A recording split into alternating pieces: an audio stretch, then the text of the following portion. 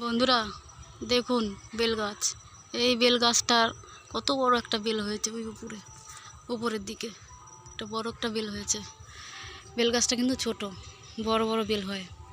এই বেল পাতা বাবার পুজোয় লাগে, বেল পাতা, বেল গাছ লাগে, কাঠ লাগে, সব কিছুতে বাবার পুজোতে লাগে, সব যজ্ঞে লাগে, হোমে লাগে, এগুলোতে।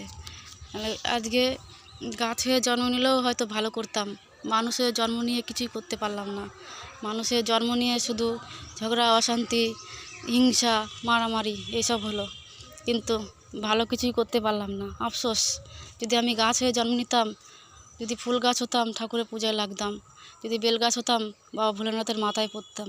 কিছুই হলাম না, জীবনটা তো শুধু কষ্টেই যাবে, কিন্তু ফালতু যাবে। কদিন বাঁচবো তা জানি না, বাঁচার কোনো মানেই হয় না। মরেই তো যাব, তো কোনো কাজেই লাগবে না আমার। হ্যাঁ।